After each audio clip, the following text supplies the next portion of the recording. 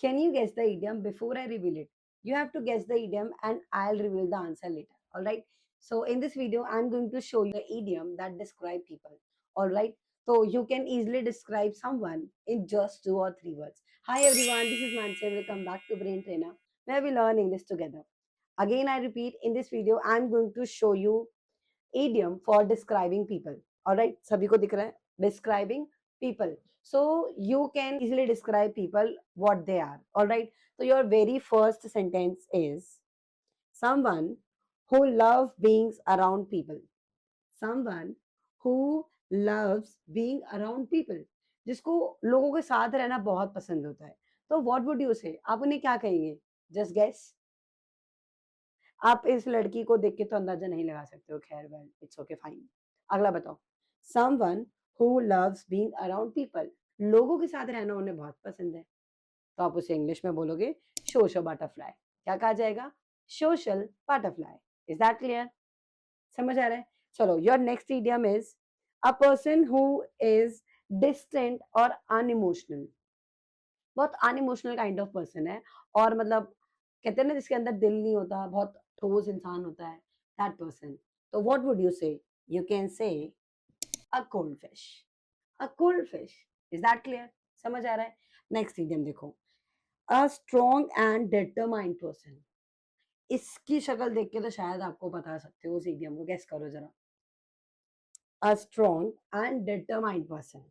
आप क्या कहेंगे उसे? क्या है ये? बिस्किट को इंग्लिश में क्या कहते हो? बिस्किट तो ठीक है, लेकिन एक और वर्ड होता है कुकीज. तो इसका आंसर हो जाएगा अ टफ कुकी. क्या बोलोगे? A tough cookie. Basically tough cookie कौन होता है? अ स्ट्रॉन्ग और determined person. Is that clear? अगला देखो. An ambition and determined individual. Ambition और डिटरमाइंड इंडिविजुअल, दैट मीन्स कह सकते हो कि जिसको लगता है कि यार मेरे हार्डवर्क से ना मैं अपने आप को सक्सेस कर सकता हूँ. तो अपना हार्डवर्क आप अपने लिए ही कर रहे हो. तो your hard work is just for you. ऐसे इंसान को क्या कहा जाएगा? Just yes you can.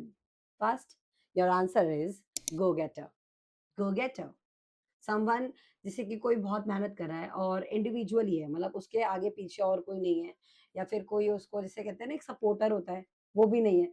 तो उस पर्सन को आप क्या बोलोगे? Go getter. Go getter. Is that clear? चलो, अगला आइडिया हम देखते हैं. Someone who prefer to be alone. कोई जो सिर्फ अकेला रहना पसंद करता है. Just guess. अकेला रहना पसंद कर रहा है और उसे भाई कोई नहीं चाहिए दुनिया में. और ये क्या है? लोमड़ी. इसको इंग्लिश में क्या बोलोगे? वुल्फ. तो इसका इडियम क्या हो जाएगा? जरा गेस करो. Yes you can. फास्ट. तो आंसर हो जाएगा वुल्फ. तो आएगा ही आंसर में, लेकिन कौन सा वुल्फ? Lone wolf. क्या है answer? Lone wolf. Lone wolf means होता है जो इंसान अकेले रहना पसंद करता है. They don't like other peoples in their surrounding. Alright. चलो, नेक्स्ट आइडिया है आपके पास. एन ओल्ड और disapproved member of a group और फैमिली. एक ओल्ड पर्सन जिसको बहुत डिसअप्रूव, यानी कि कहते हैं ना पूरे ग्रुप से एक इंसान ऐसा इकलौता होता है जो बिल्कुल अलग ही लेवल के डिसीजन लेता है. यस, मैं उसी पर्सन की बात कर रही हूँ. और देखो, ये बहुत सारी शिप है और एक शिप बीच में अटकी हुई है. तो किस कलर की शिप दिख रही है? And that is answer. तो your answer is black sheep. क्या कहोगे आप? Black sheep. Is that clear? सभी को समझ आ रहा है? And if you found this video helpful, just give it a thumbs up so you can upgrade yourself or you can describe someone in just 2 or 3 words. all right, चलो आगे देखते हैं. नेक्स्ट इडियम है आपके पास. a cheerful and satisfied person. जो हमेशा खुश रहता है और संतुष्ट रहता है अपने आप से कि यार ठीक है, अगर मेरे साथ बुरा हो रहा है तो भी ठीक है, अच्छा हो रहा है तो भी ठीक है. Means they are totally satisfied person. तो what would you say to that that person? आप उस इंसान को क्या कहोगे? सोचो. बहुत चेयरफुल है, सेटिस्फाइड भी है. What would you say? You can say happy camper. Camper. Happy camper. क्या कहा जाएगा? Happy camper. जैसे for example someone who is very satisfied or very cheerful all the time, what would you say? Hey, happy champer you are. Hey, happy champer you are. Is that clear? चलो, next idiom है आपके पास. someone who talks too much or reveals secret. ऐसा इंसान जो बहुत बोलता है और बोलने के चक्कर में कईयों की सीक्रेट भी पोल पट्टी खोल देता है, तो इस इंसान को क्या कहा जाएगा? बातें कर रहा है ठीक है, लेकिन बातें करते-करते वो किसी के सीक्रेट्स को रिवील कर दे रहा है। दैट पर्सन इज़ कॉल्ड, आप उसको क्या कहेंगे? ज़रा गेस करो। Someone who talks too much and reveal secrets. क्या कहोगे आप उन्हें? आप उन्हें कहेंगे big mouth, big mouth. Now अब आप मुझे बताएँ क्या आपके पास भी एक बिग माउथ है? Definitely no, you never have a big mouth, alright? चलो, नेक्स्ट है आपके पास a person who wakes up early and is active in the morning. जो बहुत सुबह जल्दी उठ जा रहा है और बहुत एक्टिव है, मतलब कितना ही काम करा लो, वो सुबह जल्दी उठेगा। तो दैट पर्सन इज कॉल्ड, ये तो बता सकते हो, इसको तो गेस भी कर सकते हो आप, कोशिश करो थोड़ा सा। तो आप इसे कह सकते हैं अर्ली बर्ड। क्या कहा जाएगा? Early bird. जो सुबह जल्दी उठ जाता है और हमेशा एक्टिव रहेगा, आप उनसे इंसान को क्या बोलोगे? Early bird. फिर नेक्स्ट है आपके पास someone who stay up late and active in night.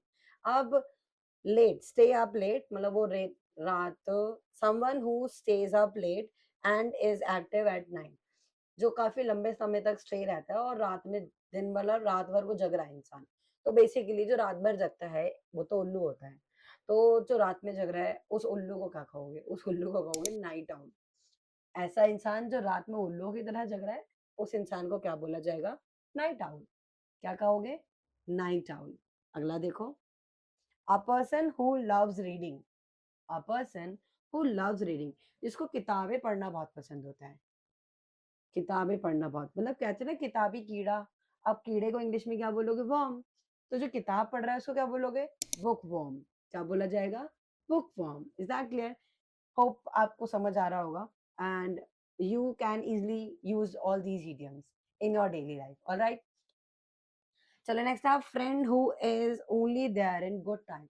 ऐसे दोस्त जो सिर्फ हमेशा अच्छे टाइम पे आपके साथ होते हैं और बुरे टाइम पे वो उनको मतलब कहीं एग्जिस्ट नहीं करते, इवन उनकी परछाई भी नहीं दिखती। तो ऐसे इंसान को क्या कहोगे? A friend who is only there in good time, सिर्फ गुड टाइम में है और बैड टाइम में वो गायब हो जाते हैं। तो ऐसे इंसान को आप क्या कहोगे? Fair weather friend.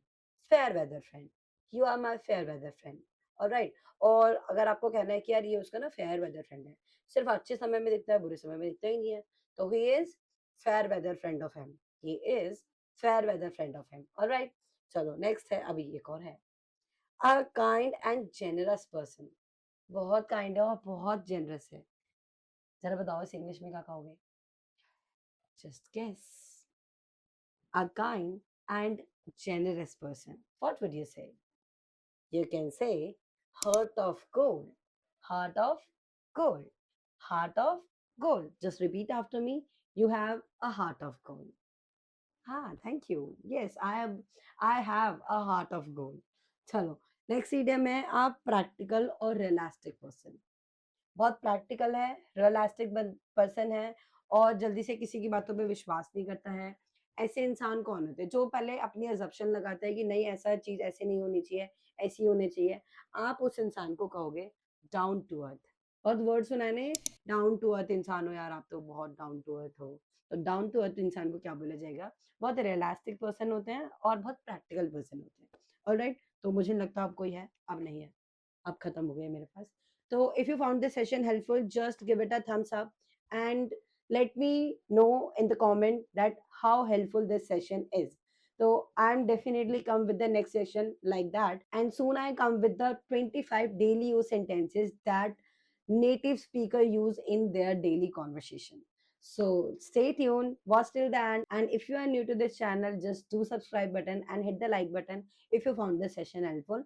And have a nice day. Great day. Bye bye.